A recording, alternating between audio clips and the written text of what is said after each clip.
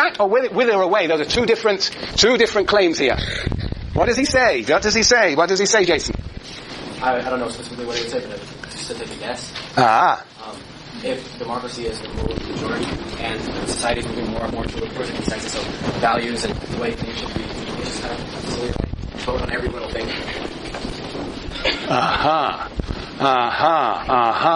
Matthew. Page 374. 374, where are you? The first paragraph. Sorry, the what? The first paragraph. The expression, the state withers away? Yeah, and says, only then will a truly complete democracy become possible and be realized. A democracy without any exceptions whatsoever. And only then will... where the hell are you? Hold on. Yes, there we were. Sorry, that's the first new paragraph on the page. Yes, okay. All right, and only then, yes, go on. Start again for me. Okay. And only then will democracy begin to wither away. Owing to the simple fact that, freed from capitalist slavery, from the untold horrors, savagery, absurdities, and inhumanes of capitalist exploitation, people will gradually become accustomed to withering knowledge. Okay, so democracy is withering away? What does it mean to say? What is democracy? What is democracy here? I think but since communism, we don't need those elected officials anymore. That's the democracy. Yeah, it's not clear what we need under communism. That may be what he's saying, but democracy is a form of state, right? A form of state that exists because there is a majority and a minority. It is in the case of socialism, it's the rule of the majority over the minority. Who are the minority under socialism? The capitalists, right? The capitalists. But once you have there's no such thing as a majority and a minority, then Lenin is saying, we don't need democracy. Don't need democracy. Don't need democracy. He has this wonderful passages about on page 376. 376. He's quoting from Marx, so it must be very controversial. The last paragraph, not the 2, 4, 6, 8, 10 lines on the bottom of the page. Equal rights, says Marx, we certainly do have here. And this is socialism. Equal rights, says Marx, we certainly do have here, but it is still a bourgeois right, which, like every right, implies inequality. Every right is an application of an equal measure to different people who in fact are not alike, are not equal to one another. That is why equal right, democracy is a violation of equality and an injustice. Huh? You get that? Equal right is an injustice? What does Marx say? What is Lenin saying here?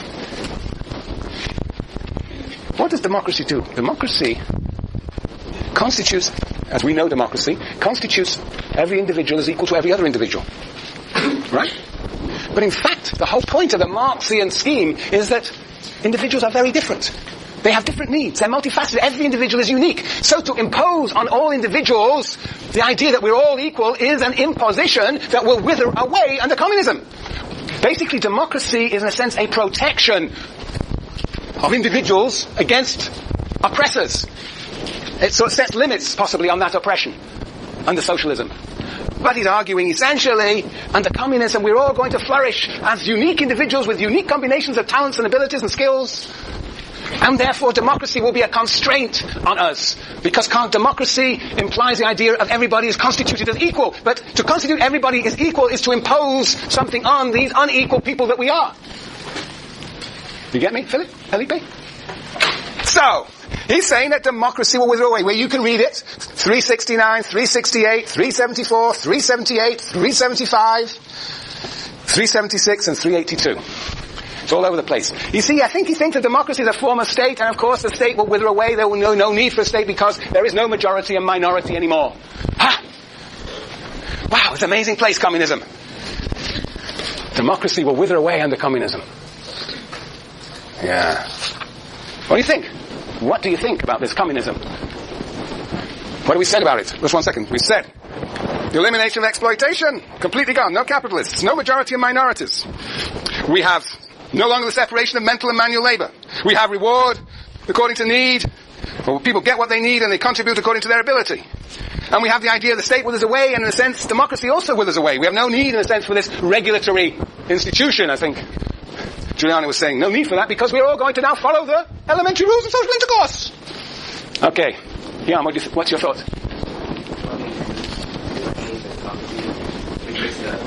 The picture you drew, based on their need, they get what they need, and then they contribute based on their ability, and those are all different. So, I guess that's yes. Now, what do you think about it? Well, what is there in communism? Can you identify any institutions in communism? What will be there? What will be there? All these people following the elementary rules. What institutions? Let me tell you, I'll give the answer. There doesn't seem to be anything in communism. It's a Not even a black hole. There's just a vacuum. It's not clear what on earth is going on here. How are these needs to be realized from these abilities? It's just not clear what's going on here. It's that people are following elementary rules of social intercourse. And will treat each other with love and respect and recognition. Yes, Lauren. Sorry? Can you repeat what you said about democracy as protection of individuals? Yeah. I think Lenin has this idea of democracy as a form of state in which individuals have equal rights. And also, I think democracy has the idea of, for democratic state is one in which the rights of the majority are protected. But when there is no majority-minority, that whole division is obsolete. When there is no state, and when there is no need to protect individual rights, there are no bourgeois rights, there is also no need for democracy. In fact, democracy then becomes an obstacle to the realization of the ways in which we are unequal with one another. Fundamentally, as human beings, we are unequal, and democracy therefore is an imposition on us, necessary under certain circumstances, but not under communism. Yes. Okay. Well, look, we're already starting ransacking. We're going to start ransacking here. There's nothing here. I mean, there's even less here than probably in Marx.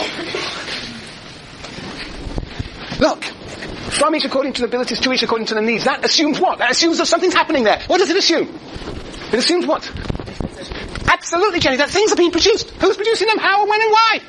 So, what we do not hear about is, first of all, how people actually announce their needs, how they articulate their needs, how that they express their needs, how do they make their needs known to anybody who's going to be partaking in the production of goods. Articulate needs, but not only articulate needs, but you also need to aggregate the needs. You need to actually put the needs, aggregate the needs. You need to put the needs together so that you have a what? A plan, so you also know what it's being produced, and then you've got to, in a sense, realize those needs. You've got to actually organize production so that people's material needs are satisfied. We haven't a clue how these abilities are going to feed into this articulation, aggregation, realization of needs. We do not know. We haven't a clue. This creates problems. Some needs will interfere with other people's needs. How are we going to decide that? It would seem that communism is not just the end of democracy, it's the end of politics altogether. There's no discussion, debate. I know what goes on in this communism. It's very weird. Yeah. Right. So conflicts seem to disappear. And all those deviants, those criminals, who's going to define what a crime is? Who's going to define what a crime is? The people? The armed people? You know what this reminds me of? Well, what does it remind you of? Just think of page 441. You remember 441? Yes. Well, that is. Who said yes? Katie. 441. What did Marx say on 441? Yes, the realm of... freedom and the realm of necessity. Vegeta, right? The realm of freedom and the realm of necessity. What was the difference between the two? The realm of necessity is where everybody does what they have to do, and then the shorter the realm of necessity, the more time we have for the realm of freedom, where everyone can develop our talents. So those exist in the same time, in the same place, right? Into this socialist or communist world. We have the realm of necessity and the realm of freedom. Can you identify on the board the realm of necessity and the realm of freedom? No. Yes, you can. It's there. It's there. It's there. The needs are the realm of necessity. Over here. Oh. Can anybody see a realm of necessity and a realm of freedom here? That transposition of that idea? Is socialism like the realm of necessity? Brilliant! 3Ds! Very good! That's right! Here we have, this almost looks like the realm of necessity, and this is a realm of freedom. And in page 441 they coexisted. Lenin, he doesn't say this is just our sociological, Vegeta's sociological imagination network, but this seems to be more like the realm of necessity, and this looks like the realm of freedom. We know nothing as in Marx about the realm of freedom, and now we have a little bit more spelled out about the realm of necessity, but it's in time. Socialism to communism. It's a weird thing, but anyway, there's this interesting parallel between 441 and State and Revolution. Very strange. He's really got something in here, like Marx has something in the realm of necessity. We have a little sense of what those associated producers are, but we have no idea what this realm of freedom is. Same with Lenin. Communism and socialism. Okay. Alright, I helped you with the ransacking of communism. What do you think of the whole theory? Come on, what do you think? What's your thoughts about this? We have 6 minutes. Come on, let's do a little bit of ransacking. What do you think about this whole theory? Be merciless! Jason, Trotskyist. Well, for the part about socialism, there's definitely the fear that the armed population, the whole thing of like trying to attack the revolutionaries, people are consciously trying to overthrow the current order, use as a blank check to attack anyone. Right. And particularly, yes. So there is this, what are the armed people going to defend? What sort of project are they going to defend? What is unclear is actually what are the sort of the norms, the values that underpin both socialism and communism. What's driving? What vision? What are you going to hold us together? What's going to hold us aside? What norms are we going to, or are they just going to be decided arbitrarily by the armed people? Yes, right. You know, and there is a sense of which, of course, there is a state here. The state is going to be turned against what? There is a sort of state here. That's even a centralized state in the beginning. It's going to be used to do what? Defend the counter-revolution. Defend the counter-revolution? No. To attack the counter-revolution. You've got these big words, counter-revolution. Basically, the counter-revolution is represented by the capitalist class, right? So basically we have a state that will, in a sense, will wither away, but is for the time being going to be a dictatorship over the capitalist class. Will repress the capitalist class. What's the danger here? If you have a state that's turned against the capitalist class, what's the danger? Jane? They will take the means of production. Well, one possibility is that they will take over the means of production. What else is there? What other possibilities? What other possibilities sort of can one conjure up, Vegeta? Could it be like the military is already on the side of the capitalists, so they can use the military to push the proletariat back out? Well, right. No, yes. The state is organized and perhaps has to be in the civil war in the Soviet Union from 1918 to 1921. There was a big struggle, and the state, the Red Army was organized by Trotsky and organized basically to repress those forces that were supporting the capitalists or the liberals or the old regime trying to return. But that state, once constituted, could indeed be turned against the very working class itself. And of course that's exactly, in a sense, you might say what happened in the Soviet Union. That state became the vehicle for the domination of the working class, in whose name the revolution was made. That the Soviet state was indeed, in a sense, used to organize the working class so that they were in a sense compelled, under almost awful, appalling conditions, they were compelled to contribute to the building of this new society. Because, of course, the forces of production were so undeveloped. So we have to remember that this is a society which was not supposed to go socialist at all, but had no alternative because there was nobody coming to their rescue and they were surrounded. But anyway, the point is that the state, once it exists, there's no knowing how it will be used. Right. Some other thoughts? Yes, Simeon? Can you talk about the distinction you're making between the crescent moon in parliamentary democracy and the bureaucracy? I'm not seeing any clear distinction there. This is the Congress. Right. This is Judiciary, White House, Treasury, Homeland Security. Well, it's all been mushed up now, of course. That's the difference. And the interesting question is, for Lenin, the threads are this way. The question is, this doesn't just hang in thin air. There are, of course, threads here too. And that's what we hear a lot about in the newspapers. What do we hear in the newspapers? We hear about the corruption, quote, or the bribing, quote, of our elected officials, often by capitalists, so that they will put through legislation favourable to capitalists. Before you go, the ballot. I was going to talk about this. The ballot initiatives in California. Here's a form of direct democracy. The people decide that they have an issue, right? They have an issue, an environmental issue. Same-sex marriage issue. So they put it on the ballot and everybody votes. This is great democracy. This is not a mediated democracy through the parties, through electoral democracy in which we vote in one member of the ruling class rather than another. This is the people's democracy, participation we create the ballot initiative, we vote on it, and that changes legislation. Is that a better form of democracy? Ross?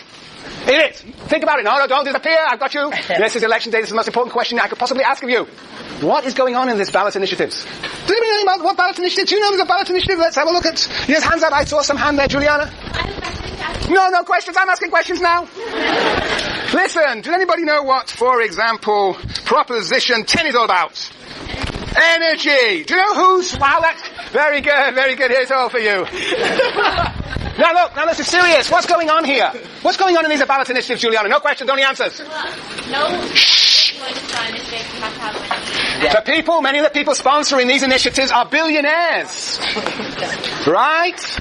And they therefore circumvent the democratic process to have their own initiatives. And Proposition 10 is put forward by a gentleman by the name of T. Boone Pickens, who has put $15 million in